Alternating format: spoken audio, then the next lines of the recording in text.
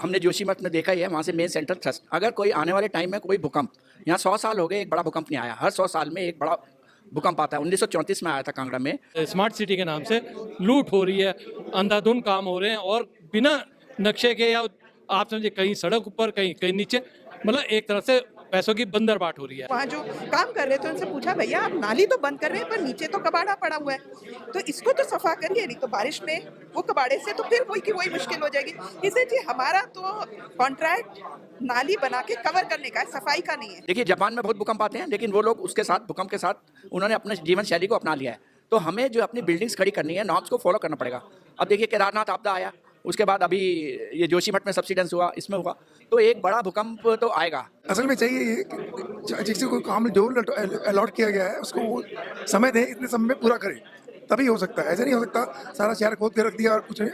इनको चाहिए एक एरिया छोटा सा ले, खोरें, तैयार करें, फिर अगला लें। सर सबसे पहले आपका नाम जानना चाहेंगे। मैं डॉक्टर टी.एन. जौहर, मैं वाडिया इंस्टीट्यूट में साइंटिस्ट था और अभी रिटायर्ड हूँ, और अभी मैं जुवेनाइल पुलिस यूनिट का मेंबर भी हूँ और डिस्ट्रिक्ट एडमिनिस्ट्रेशन डीएम मैडम के साथ जुड़ा भी हूँ। अच्छा, जैसे आपने कहा कि आप वाडिया इंस्टीट्यूट में थे, तो जिस तरह से हमने देखा इस साल की शुरुआत में रैणी और जोशीमठ की आपदाएं आई हैं, क्या जिस तरह से विकास देहरादून में हो रहा है, जनसंख्या बढ़ रही है, विकास के नाम पे धरातल पे कुछ काम नहीं हो रहा है, तो क्या यहाँ पे भी उस तरह का खतरा है? देखिए मेनली जो हमारा ये हम सेस्मिक जोन में आते हैं, हमारा नियरेस्ट जो fault zone main boundary thrust इधर से पास होता है, वो इधर राजपुर रोड से ही शुरू हो जाता है।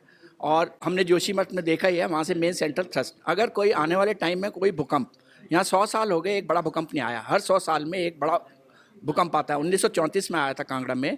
तो हमारी सेंट्रल बिल्डिंग रिसर्च इंस्टीट्यूट है जो रुड़की में, गवर्नमेंट की गाइडलाइंस हैं कि हमें जो है बिल्डिंग अकॉर्डिंग टू कोड बनानी है।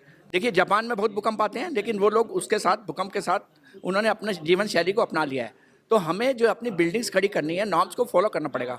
अब देखिए केदारनाथ आपदा आया, उसके बाद अभी ये जोशीमठ में सब्सिडेंस हुआ, इसमें हुआ, तो एक बड़ा भूकंप तो आएगा और लैंडस्लाइड्स तो होते रहेंगे। लेकिन हमें अपने जो है साइंटिफिक रूल्स और जो गाइडलाइंस हैं उनको फॉलो करके बनाना चाहिए बिल्डिंग्स को, क्योंकि एमडीडीए को ये चेक करना चाहिए क्या बिल्डिंग नॉर्म्स के हिसाब से बनी।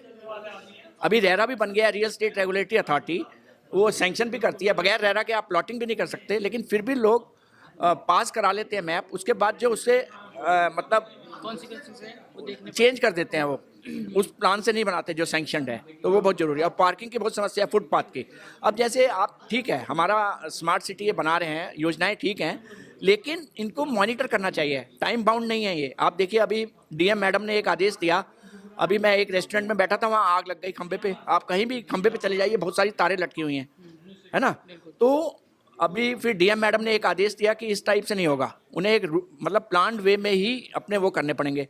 तो इस टाइप से सब तारें भी आप देखेंगे। अभी जो इधर हादसा हुआ था चमोली में, जिसमें करंट आने से 21 लोग मर गए। तो अगर हमें सिटी को स्मार्ट बनाना है, तो हमारे नागरिक को सुरक्षा भी मिलनी चाहिए। अब ऐसा नहीं है कि कोई बिल्डर 100 करोड़ रुपए लेके चला गया। पुष्पांजलि अभी पुलिस ने गिरफ्तार किया है, तो जिसने 1 करोड़ दिया, अपनी पूंजी दी, वो तो उसके दिल में क्या होगा, उसके लिए तो देहरादून क्या इंडिया भी स्मार्ट नहीं हुआ।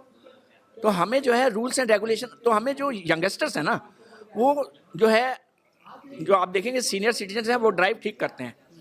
और जेब्रा क्रॉसिंग नहीं है हमारी, इंटरसेक्शन पे जेब्रा क्रॉसिंग होनी चाहिए। कैमरेज तो लग गए, ठीक है, वहाँ से मॉनिटरिंग भी होती है, चालान भी आ रहे हैं, लेकिन पहले आप एक जेब्रा क्रॉसिंग्स लगा दीजिए हब इंटरसेक्शन पे। उसके बाद हम लोगों में से सिटीजन्स को भी इन्वॉल्व कीजिए उसमें, और पुलिस के साथ मिलकर लोगों को थोड़ा सा सिखाइए, यंगस्टर्स को जागरूक करने की जरूरत है। नहीं तो एक्सीडेंट तो देखिए, अभी पूरा आर्टिकल आप देखते रहिए, अमर उजाला वगैरह, कितने एक्सीडेंट इंडिया में होते हैं, हाईवेज पे कितने एक्सीडेंट हो रहे हैं। अभी एक कोई नेवी के ऑफिसर थे, एक अभी हमारा सेंट्रल मॉल के आगे हुआ, उसमें एक आर्मी के थे और रात को आ रहे थे, एक कंटेनर रात को वैसे ही खड़ा कर दिया था उसने सड़क किनारे। तो उसमें तो सड़क पे जो लोग पार्किंग होते हुए, बेसमेंट में पार्किंग बनी है, लोग उसका यूज़ नहीं करते। तो मैंने भी इसमें जो है लोगों को जागरूक करने का अभियान चलाया था। मैंने भी कहा कि देखिए जो एजेड है, ठीक है, उसने गाड़ी ऊपर लगा दी मॉल पे जो जगह बनी है, बाकी तो बेसमेंट में डालिए ना आप गाड़ी। अभी देखिए कितना हमारा हल्दीराम बन गया, उसमें देखिए आप जाके देखिए बेसमेंट खाली पड़ा है, कोई कार नहीं खड़ी करेगा, सड़क किनारे खड़ी कर देगा। बिल्कुल, ये बात आपने चाहिए। मेन मुद्दा जो आज का था वो एमडीडीए के विरुद्ध भी वो है कि भाई बार बार जो सही कार्रवाई नहीं कर रही। जो रेजिडेंशियल कॉलोनी है वहाँ पे कमर्शियल कॉलोनी भी बन रही है, वो फ्लैट्स वगैरह, लोग डिप्यूट करे जाते हैं आने के लिए, लेकिन जब आती हैं उसके बाद कुछ नहीं, कोई कार्रवाई नहीं होती। सर सबसे पहले तो जो आज का ये जो आयोजन किया गया है, जितने भी बुद्धिजीवी थे यहाँ पर आए, उनका संक्षिप्त में क्या निकला? आपसे अभी कुछ दिन पहले गांधी पार्क में जिक्र किया था कि हम 2 तारीख की ऐसी मीटिंग बुला रहे हैं। निश्चित रूप से आज आपने काफ़ी देर आप यहाँ रहे, आपने देखा, लोगों के विचार सुने, किस प्रकार से यहाँ पे सिटी स्मार्ट सिटी के नाम से लूट हो रही है, अंधाधुंध काम हो रहे हैं और बिना नक्शे के, या आप समझे कहीं सड़क ऊपर कहीं नीचे, मतलब एक तरह से पैसों की बंदरबाट हो रही है और इससे आने वाले भविष्य में देहरादून के नागरिकों को बहुत परेशानी वाली है।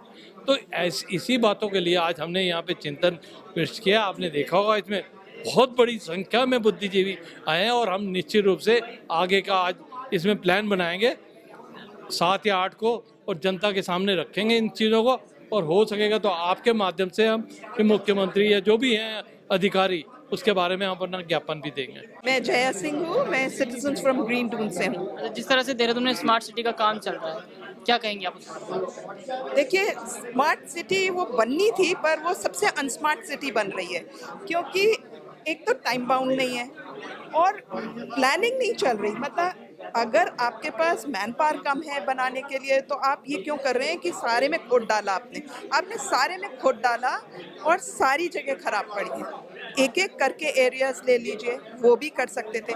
आप डक्टिंग कर रहे हैं, आप कोई इन्फॉर्मेशन तो दीजिए वार्ड्स में कि आज आपके तार कटे होंगे, आज इंटरनेट नहीं चल रहा, आज पानी नहीं आ रहा क्योंकि पानी की लाइन टूट गई आपकी, ठीक है, आज सीवेज की लाइन टूट गई आपकी। ये सारी चीज़ें हम एवरीडे उसके ऊपर दे।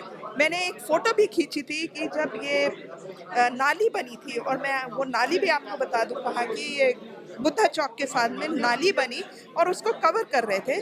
तो मैं उधर से निकल रही थी, मैंने आगे जाके अपनी गाड़ी रोकी और मैंने जाके एक फ़ोटो ली और वहाँ जो काम कर रहे थे उनसे पूछा, भैया आप नाली तो बंद कर रहे हैं पर नीचे तो कबाड़ा पड़ा हुआ है, तो इसको तो सफा करिए, नहीं तो बारिश में वो कबाड़े से तो फिर वही की वही मुश्किल हो जाएगी। इसलिए जी हमारा तो कॉन्ट्रैक्ट नाली बना के कवर करने का है, सफाई का नहीं है। अब ये कौन देखेगा, ये चीज़ें कौन देखेगा? फिर आपके पेवमेंट्स के ऊपर इंक्रोचमेंट हो रहा है, उसको कौन देखेगा? दुनिया भर की मुश्किलें आ रही हैं, उनका एक प्लानिंग होनी चाहिए थी कि ये इस तरह से डायरेक्शन में होगा और कोऑर्डिनेशन होना चाहिए था पीडब्ल्यूडी का, फॉरेस्ट डिपार्टमेंट का, वाटर वालों का, इलेक्ट्रिसिटी वालों का। वो कोऑर्डिनेशन नहीं है। आज ये होता है, कल दूसरी चीज़ शुरू हो जाती है। तो जो आम जनता है वो तो बहुत परेशान है। हम लोग मतलब आजकल देहरादून में गाड़ी चलाना एक एक्सीडेंट को चुनौती देना है। सबसे पहले आपका नाम? ब्रिगेडियर के.जी. बहल। अच्छा ब्रिगेडियर साहब, आप आर्मी से भी रिटायर हैं। जिस तरह से उत्तराखंड सरकार स्मार्ट सिटी को 6 साल से धकेल रही है, क्या इसमें डिसिप्लिन की कमी है? नहीं, देखिए, इसको सीरियसली नहीं ले रहे कोई भी, पैसा बनाने के चक्कर में है लोग। वह असल में चाहिए ये कि जिससे कोई काम जो अलॉट किया गया है उसको वो समय दें, इतने समय में पूरा करें, तभी हो सकता है। ऐसे नहीं हो सकता सारा शहर खोद के रख दिया और कुछ नहीं। इनको चाहिए एक एरिया छोटा सा ले, खोरें, तैयार करें, फिर अगला लें। ऐसा करेंगे तो ठीक हो जाएगा। अच्छा, जिस तरह से 6 साल हो गए इस प्रोजेक्ट को स्मार्ट सिटी के, पिछले 5 साढ़े 5 सालों में कुछ काम नहीं हुआ, लेकिन अब राष्ट्रपति का दौरा है, उसके बाद ग्लोबल इन्वेस्टर समिट है, तो बिना बुनियादी काम किए हुए बस सड़कें सुधारी जा रही हैं, रंगाई और पुताई का काम चल रहा है देहरादून शहर में। किस तरह से देखते हैं, क्या ये बुनियादी काम नहीं हुआ है और ऊपर का काम कर लिया है? नहीं, ये तो देखो, ये जो ऊपर का काम भी करना पड़ता है, ऐसी बात नहीं है, लेकिन ये है कि जो बुनियादी चीज़ है वो भी साथ साथ बनाते रहें ना, उसको बंद नहीं करना। उसको ये काम भी करें, उसको पूरा करें, छोटे छोटे हिस्से नहीं में।